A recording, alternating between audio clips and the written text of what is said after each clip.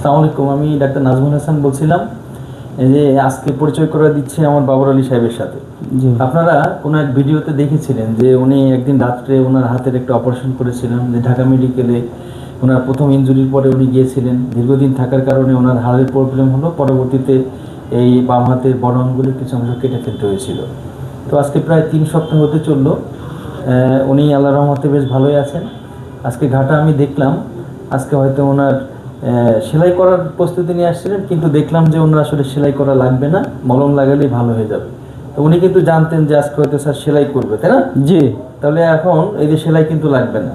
জি না, কারণ আমি গোপন কথাটা বলছি যে প্রথমেই কিন্তু আমি এমনভাবেই করে রেখেছি যে যাতে আপনার সেলাই না লাগে, পরবর্তীতে এমনিই ভালো হয়ে যান, তাই না?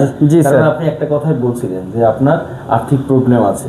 জি। আমি ওই অপারেশন যখন করেছি তখনই আমার মাথায় ছিল যে আপনাকে কিভাবে হেল্প করা যায়, দ্বিতীয়বার যাতে অপারেশন না লাগে আমি সেভাবে এটার ব্যবস্থা। জি স্যার, আমি একবার অসহায় গরিব মানুষ। এখন এই যে বাবর আলী সাহেব, উনি কিন্তু 5-6 বছর ধরে ডায়াবেটিস। তো সমস্যা হলো, ডাক্তার সাহেব তো ইনসুলিন দিয়েছিলেন, কিন্তু উনি ডাক্তারের কথা না শুনে নিজের মনের কথা শুনছেন।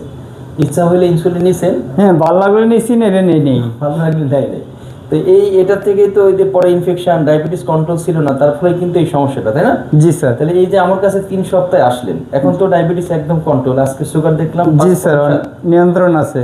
তাই এই ভুল কি আর হবে? জি না স্যার। মন চাইলে বন্ধ করব, মন চাইলে করব। জি না স্যার, আর হবে না। আপনার মতো যারা ডায়াবেটিস রোগী আছে তাদের উদ্দেশ্যে কিছু বলেন, যে ডাক্তারের পরামর্শ ছাড়া এই ইনসুলিন কি বন্ধ করা ঠিক হবে?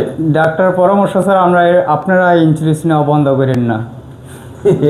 সবার জন্য এটাই তো বলতে হবে।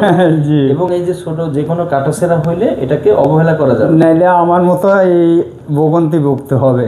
সেটাই। তাহলে আপনি সবার জন্য ওটাই বলবেন যে জি, ডায়াবেটিস রোগী আপনারা ডাক্তারের পরামর্শ ছাড়া কখনোই ওষুধ পরিবর্তন করবেন না। আপনার যদি মনে হয় যে না আমি ইনসুলিন নিতে পারছি না, তো আমি সবসময় বলি তাহলে আপনি ডাক্তারের কাছে আসেন, ডাক্তারকে বলেন যে আমার কষ্ট হচ্ছে, সেক্ষেত্রে হয়তো আমরাই আপনাকে অন্য ওষুধ বা কিছু একটা অ্যাডজাস্ট করে দিব। জি স্যার। কিন্তু নিজের থেকে আপনি ইনসুলিন কখনোই বন্ধ করবেন না। জি না। এবং অন্য রোগীদেরকেও আপনি জোরে সোরে বলেন যে আপনারা কখনোই এরকম ডাক্তারের পরামর্শ ছাড়া ইনসুলিন বা ওষুধপত্র বন্ধ করবেন না। আপনারাও ডাক্তার পরামর্শ ছাড়া ইনসুলিন বন্ধ করবেন না, ঠিক আছে?